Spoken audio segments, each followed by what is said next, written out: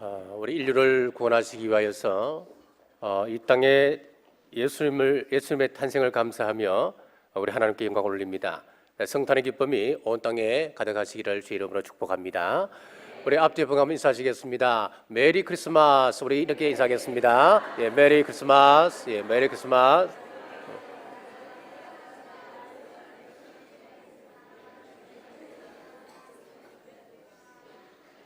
오늘은 동방 박사들의 신앙이라고 하는 제목으로 하나님의 말씀을 선포하겠습니다.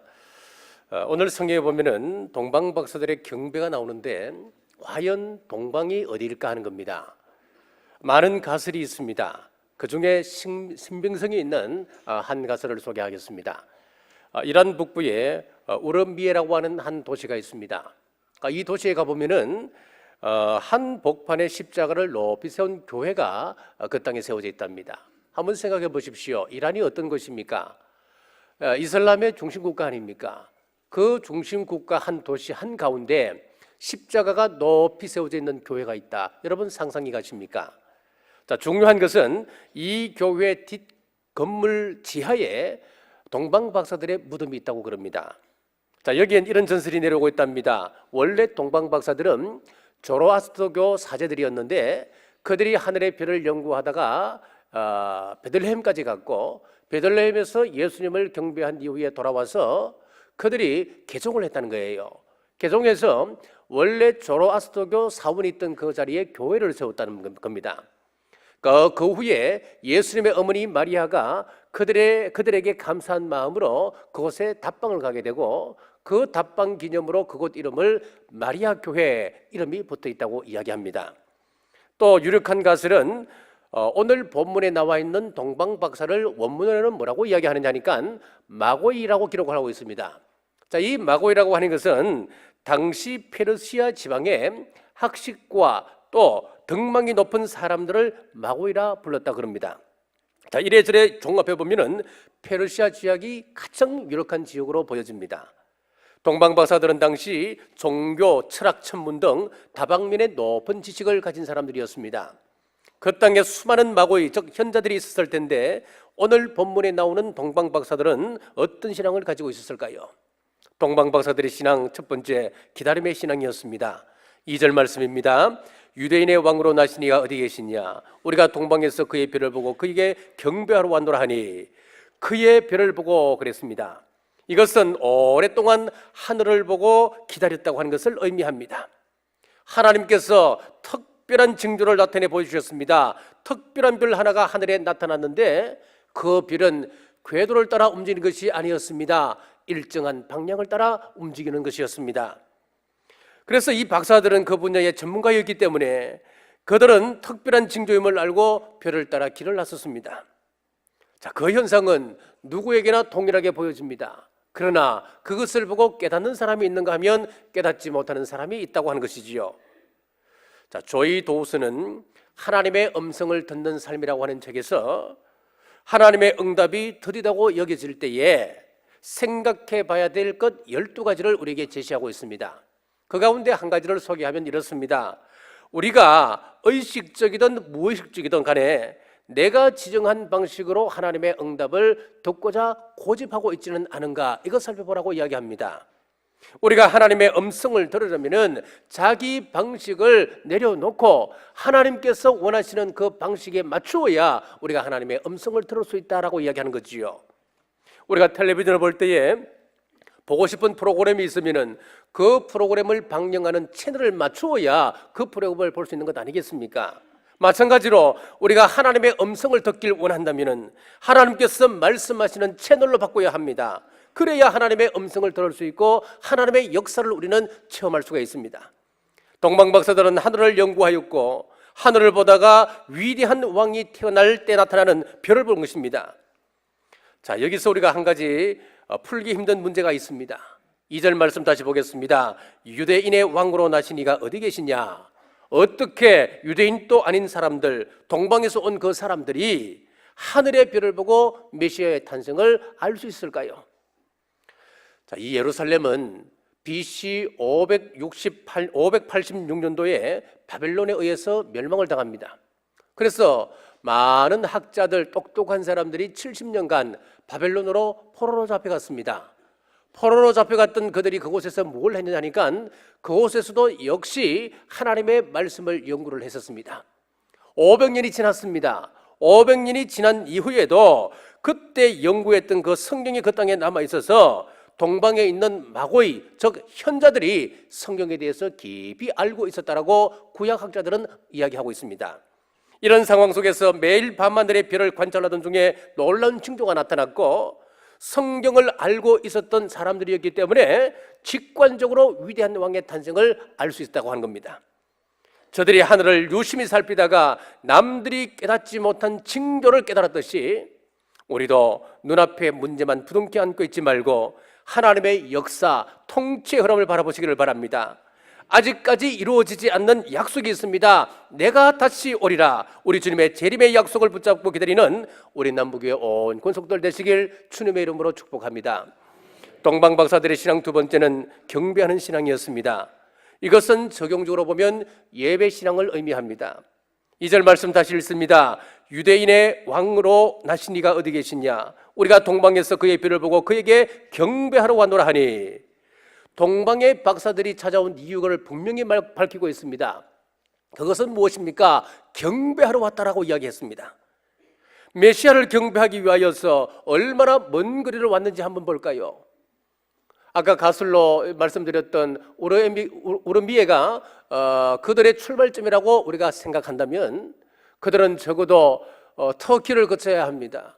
시리아의 북쪽에서 남쪽으로 관통하고 요르단을 지나서 그리고 베들레헴으로 들어와야 합니다. 당시 교통수단으로는 적어도 2달이나 걸리는 거리입니다. 왕복으로 치면 적어도 넉 달입니다.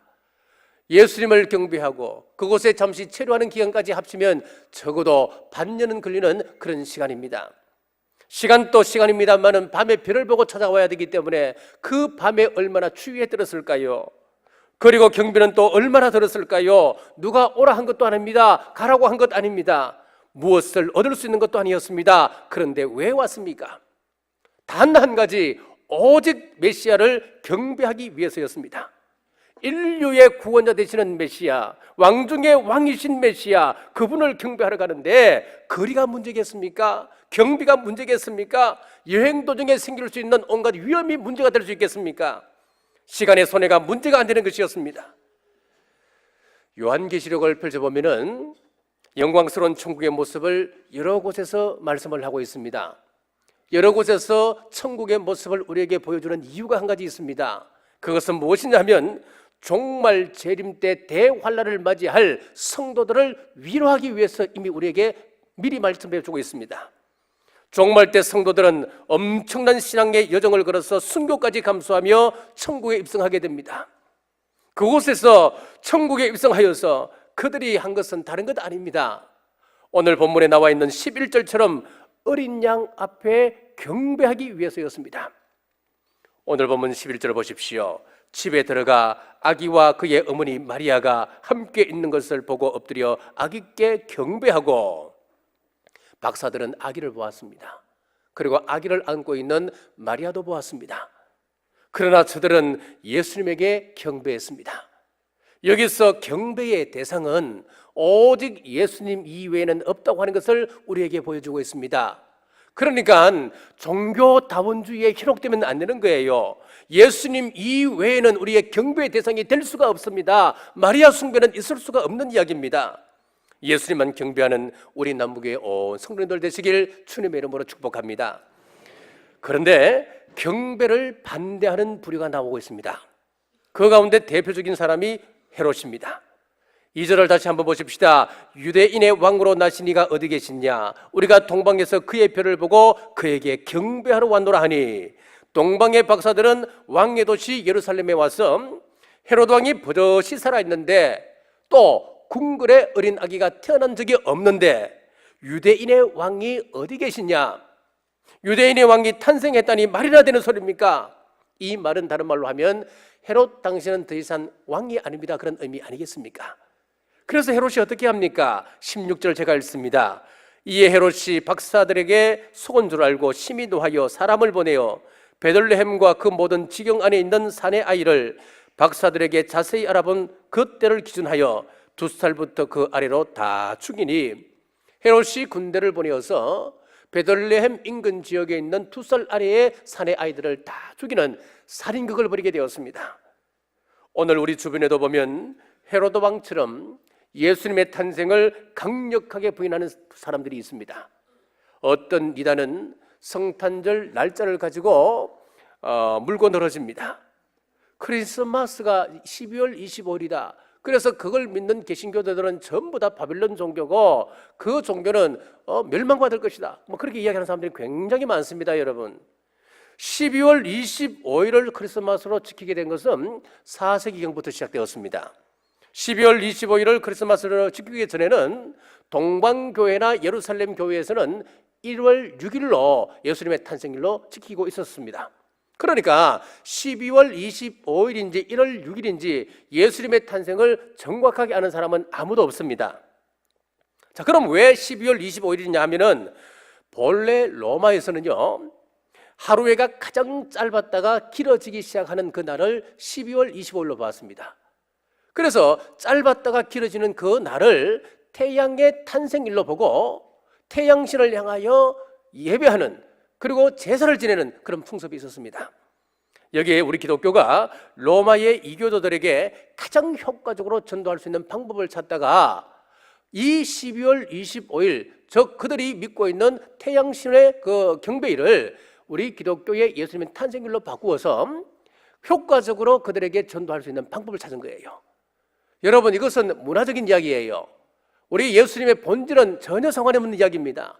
그들을 어떻게 하면 개종시킬까? 그들에게 어떻게 바르게 접근하고 빠르게 접근할 수 있을까? 이 복음의 열정 하나 때문에, 진리를 그들에게 심기 위한 그 이유 하나 때문에 12월 25일을 예수님의 탄생일로 그들이 못 받게 되었습니다. 자, 그러면 우리는 어떻게 받아들여야 되겠습니까? 우리는 1월 6일이든 12월 25일이든 그것이 정확하지 않은데 어떤 걸 가지고 우리가 기념일로 삼는 무슨 의미가 있습니까? 중요한 것은 그 절기를 지킴으로써 나에게 오는 신앙의 유익을 우리는 생각하면 되는 거예요. 초림의 예수님을 보고 우리는 무엇을 생각해야 됩니까? 다시 오실 재림의 예수님을 대망하면 되는 거예요. 초림의 예수님을 경배한 동방박사들을 보고 다시 오실 예수님을 대망하며 우리의 예배 신앙을 돌아보고 회복하는 기회로 삼으시길 주의 이름으로 축복합니다. 동방박사들의 신앙 세 번째는 예물을 준비하는 것과 순종신학이었습니다. 11절을 보면은 집에 들어가 아기와 그의 어머니 마리아가 함께 있는 것을 보고 엎드려 아기께 경배하고 보배합을 열어 황금과 유향과 몰약을 예물로 드리니라. 여기 보면 헌금신앙을 가지고 있습니다. 박사들이 경배하기 위하여서 바쳤던 예물을 살펴보면은 첫 번째가 황금입니다. 열왕기상 10절에 보시면은 스바 여왕이 솔로몬을 찾아갔을 때에 많은 예물을 가지고 갔었는데 그 예물 항목을 보면은 금이 들어가 있습니다. 이 황금은 고대부터 왕권을 상징합니다. 우리 예수님께 이 황금을 드렸다고 하는 것은 예수님의 왕권을 의미하고 있습니다.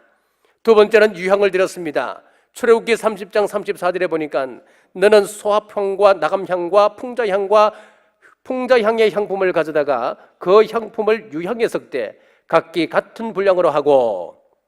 자, 여기서 이 유향은 제사장들이 제사를 드릴 때 드리는 물건이었습니다.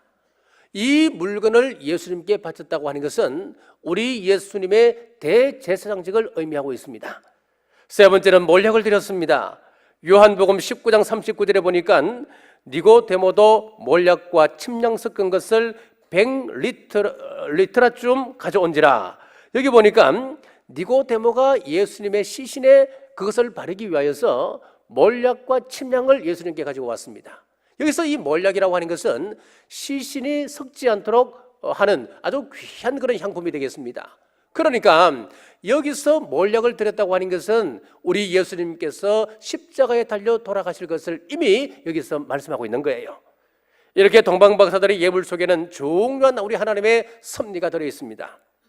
자, 이 예물은 예수님의 생명을 지키기 위해서 우리 하나님의 섭리이기도 합니다. 13절 말씀을 보십시오. 그들이 떠난 후에 주의 사자가 요셉에게 현명하여 이르되 헤롯이 아기를 찾아 죽이려 하니 일어나 아기와 그의 어머니를 데리고 애굽으로 피하여 내가 내게 이르기까지 거기 있으라 하시니, 동방 박사들이 경배를 마치고 그들의 나라로 떠나간 이후에 주의 사자가 요셉에게 말씀하기를 헤롯이 아기를 죽이려고 하니까 애굽으로 피난가라고 이야기하는 겁니다. 애굽으로 가는 경비와 그곳에 정착하여서 살 수 있는 그런 여러 가지 돈들 참 필요했을 텐데, 요셉과 마리아는 정황상 살펴보면은 이런 돈이 없었던 사람이었습니다. 자, 그런데 지금 동방 박사들로 하여금 애굽으로 피난갈 경비를 하나님께서 준비시킨 겁니다. 이것은 우리의 필요를 채우시기 위해서 늘 준비하고 계신 하나님의 모습을 보여주고 있습니다. 사랑하는 남부가족 여러분, 2017년 성탄절에 여호와 이레의 하나님을 철저히 신뢰하시는 여러분 되시길 주의 이름으로 축복합니다. 동방 박사들에게 주의 사자가 지시합니다. 12절 말씀에 그들은 꿈에 헤롯에게로 돌아가지 말라 지시함을 받아 다른 길로 고국으로 돌아가니라. 예배의 완성은 순종입니다. 우리 예배에서 순종이 빠져버리면 이 예배는 의미가 없습니다. 예배라고 하는 것은 하나님께서 원하시는 방법이 있습니다. 하나님께서 원하시는 정신이 있습니다. 그런데 우리가 그건 무시하고 내 기분으로, 내 방식으로, 내가 정해놓은 뭔가 특별한 것으로 하나님께 올린다. 그것은 헛수고입니다, 여러분. 오늘 성경에 보니까 예배의 완성이라고 하는 것은 순종이 있다고 하는 것을 분명히 가르쳐주고 있습니다. 하나님의 말씀에 주의 여종의 언이 말씀대로 내게 이루어지이다. 마리아가 순종할 때에 하나님께서 구속사를 이루어 가셨던 것처럼 우리들도 말씀 앞에 철저히 순종하시길 주님의 이름으로 축복합니다. 오늘 성탄절을 보내며 우리의 신앙을 점검하십시다. 동방 박사들이 주님에 대한 기다림 신앙과 또 예배 신앙과 헌금 신앙과 순종 신앙으로 주님 오심을 맞이했듯이 우리들도 다시 오실 예수님을 기다리고 그 나라에서 드릴 예배를 사모하며 내 생각과 내 경험에 모순되어도 순종의 믿음으로 우리 주님 다시 오심을 기다리는 우리 남부교회 온 성도님들 되시길 주님의 이름으로 축복합니다. 기도하겠습니다.